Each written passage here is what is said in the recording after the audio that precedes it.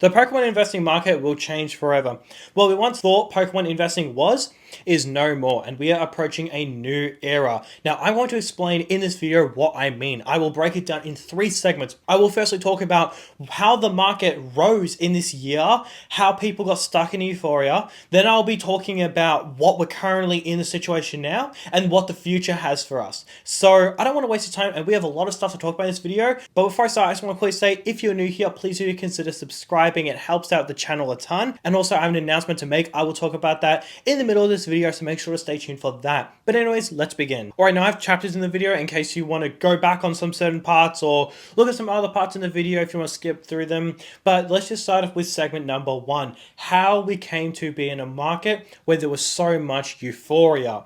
Euphoria is basically where you think you're invincible and you think that nothing will go down. So the market really took off in November, and then we saw Prismatic Evolutions come out, and then that's where it really kickstarted things. That's where everything sold out. It didn't matter if it was a crappy item, as long as it was on retail, it immediately sold out. You see, when Surging Sparks came out, you could buy Surging Sparks Pokemon Center ETBs, like I did. There was no rush. I actually remember that I bought a case of Surging Sparks Pokemon Center ETBs, and I didn't buy it straight away. I gave it a couple hours. I wanted to think about it. I was like, should I buy this? And there was time. In January, in February, you could buy stuff at retail. It was hard to find Prismatic, absolutely. But with every Prismatic, like with every store releasing Prismatic, it was like, hey, we don't have Prismatic, but you can buy Surging Sparks. You can buy Twilight Masquerade. You can buy this, you can buy that. So there's still product around. Now, slowly but surely, bit by bit, every good item got picked off. Until eventually, the final item on Pokemon Center sold out. Shadow Fable, Pokemon Center ETBs. This was the final item to go out. And when this happened, it really shook up the market because this basically meant you couldn't get retail.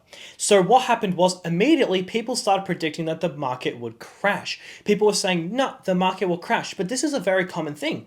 Guys, when something happens in the market, or just realistically anything, people always predict the opposite. If you have a team that's won 10 times in a row in, like, say, basketball or whatever, then you will have an army of people predicting that they are going to lose on their 11th one. People just like to go against the wave. So people were saying, no, the market's going to crash. Everything's going to go back to retail. Now, like immediately, they thought it was going to happen like February or March. So what happened was, then you had investors saying, no, I believe it's going to go up more. Now, here's the thing. When Pokemon made that press release saying, hey, we are printing Prismatic Evolutions as much as we humanly can, there were 2 different emotions that happened when that got released. People went, suck it, scalpers. Pokemon is officially going to mass print Prismatic Evolutions and it's going to the ground. But then you had the other side looking at that and they went, hold up. Pokemon just made a press release. They've practically never done this before. Pokemon made a press release saying that we're doing everything we can and it's not going down. So what happened was you had like this war in a sense. Now, every month that went by, you had YouTubers constantly, every single month, saying it's going to crash, it's going to crash, it's going to crash. And every month that went by where it didn't crash, people got put in a euphoria. Originally, it was like March, April, May. You're like waiting for the crash. Didn't crash. Didn't happen. So what happened was people got a little comfortable. People stopped buying booster boxes. People bought blisters. People bought 3-pack blisters. People bought anything they could buy. Okay. People started buying comfortably at $250 a booster box. That was the norm. People would protest saying, like, oh my goodness, these disgusting card shops. Now, no. If you sell a booster box at $250, people go, oh, thank goodness. They're selling booster boxes at $250 USD. Oh man, thank goodness they're not selling for $300. Like, that is now the norm. So in the peak of all of this, every single month everything was doubling. Like every couple months everything was doubling. So then what happened was August came around, September, and people felt they were invincible. And I think Mega Evolutions really changed the Pokemon market, because Mega Evolutions was the first pre-order for the market to be so aggressive on that item on pre-order, like on release. Like the amount of people that lined up was insane. From Prismatic Evolutions, you had pretty much every store, every retailer, like global, on the day of release, had like at a minimum of like 20 to 50 people per line. If you had like more popular shops like GameStop or EB Games, you would have like 100 people. So what happened was after Prismatic came out, you had Journey Together. No one really lined up for Journey Together. There wasn't really that much demand for it. Like obviously it sold out, no shit, but it wasn't near to the level that Prismatic came out. And then Desert Rails, that crashed on release. That absolutely tanked. Then you had Black Bolt, once again, crashed on release. It started up super high and it slowly trickled down, just like Desert Rails, just like Journey Together. With Mega Evolutions, it was so much more popular than people anticipated, and I don't really understand why. I can't really put a finger on it. However, when Mega Evolutions came out, then you had Phantasmal Flames. People looked at Phantasmal Flames, and now the pre-orders for Phantasmal Flames was through the roof, and so are UPCs. So this has all put us in a euphoria. Think about it. Imagine every single day you wake up, you see a post of people talking about how the market is going to crash for like 10 months straight and the market doesn't crash. It puts you in a euphoria. It makes you think you're invincible. And when you think you're invincible, that is the moment when it crumbles down. And that's how the market has crashed. I'm saying crash. I'm not backing out. People are saying that I'm being fear-mongering and I'm over-exaggerating. No, I'm not. X and Y boxes have pulled back 25%. Sword and Shield boxes have pulled back 15 plus ish percent.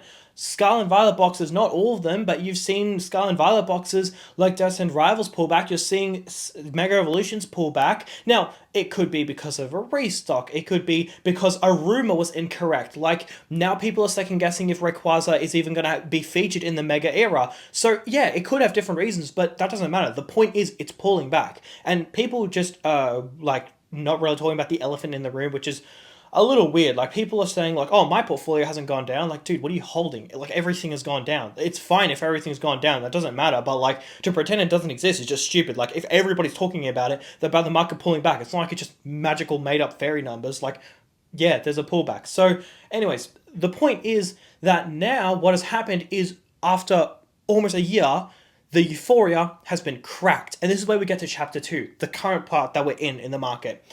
The euphoria has been cracked for the first time in about a year. So what's happened is now people are second guessing buying things. People are just not immediately buying things. People said to me like, Sam, are you going to buy Black Bolt White Flare? Yeah, maybe. It's a decent set. I'm just going to focus on Prismatic and Desert Rails though. I'm going to focus on Paladin Fates, 151. I just want to get a larger position on that. Alright. Mega Evolutions pre-orders comes out. Sam, are you going to buy Mega Evolution pre-orders? I don't know. I mean, I'm kind of just focusing on Prismatic Evolutions, Desert Rails 151, Paladin Fates. Sam, are you going to buy Phantasmal Flames?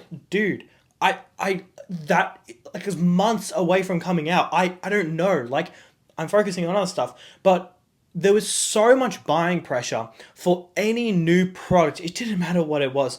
Any new collection box, any new UPC, whether it was good or bad, would immediately sell out. So what this did was, this put people in a euphoria, and now this euphoria has been cracked. So, the current situation that we're at, now people are second guessing investing in Pokemon. Now people are firstly on hand experiencing a pullback. They are experiencing not waking up and seeing their portfolio has gone up. They are experiencing that the market has pulled back. So now the promise that Pokemon only goes up has been broken. And once again, you would have YouTubers at the start of this craze saying like, guys, you know, this is a very risky investment, blah, blah, blah. But then slowly but surely, those warnings stopped. Slowly but surely, people stopped like putting a warning on it, putting a label, this is incredibly risky. I mentioned in a video like a month ago saying like, realistically, this is all incredibly reckless investing and this is all incredibly risky. And someone said to me, they're like, oh no, it's not. It's safer to invest in Pokemon than the stock market. Are you serious? That's the euphoria that we were stuck in. Me just acknowledging that investing in collectibles, literal cardboard, is risky and is incredibly reckless. In my opinion, I think it is. I think there's many things to back up why this will do incredibly well. It's still incredibly risky. Anything that you're betting on that is pop culture is so risky. If you're buying art, if you're buying trading cards, collectibles, that's incredibly risky. So I said that in a video and I had people comment saying, oh no, it's not. It's a safe investment. No, it's not a safe investment. No, it is not. It could literally go to zero tomorrow. That can happen. No, I don't think it's going to happen. Don't get me wrong. I wouldn't hold $100,000 of this shit if I didn't think it would go up. But at the same time, that can happen. So now, in the current state of the market right now, we have gone past the level where people just immediately buy anything. Now there's a little bit of thought going into it. And I think what's going to happen from here on out, we're going to see newer sets not being ridiculous pre-order prices, right? Like, I think Phantasmal Flames is going to be the peak of pre-order prices. It's a Charizard set. It's got every like evolution line in Charizard, including like the Megas. So it's got a lot of heat. But I think what's going to happen is you're going to have sets after that come out for pre-orders being like a Journey Together situation where it comes out super hot and then it pulls back a little bit more and more until it eventually releases. And when this happens, then the euphoria that no matter what you buy will immediately go up, that will shrink. So yeah, that's chapter 2, talking about the situation that we are in now. Chapter 3, the future. I believe all the free tendies has been made. I believe that all of the easy money has been made. I believe that now you can't just go ahead and pre-order 10 cases of something, it doubles in price and you're laughing, like I did with Prismatic Evolutions. You can't do that anymore. I pre-ordered 10 cases of ETBs for like $600 each. Amazing. Happy days. You can't do that anymore. Well, you couldn't have done that for a good while. Alright, so now chapter 3. I believe all the easy money and all the free money and all the free tendies has been made. I think being able to buy Paladin Fates, boost model displays for like $500 in the secondary market, and then it goes up to like $1,500 2 months later, I think that's done. Like, it's the same with Bitcoin. It's the same with the stock market. It's the same with the gold market, right?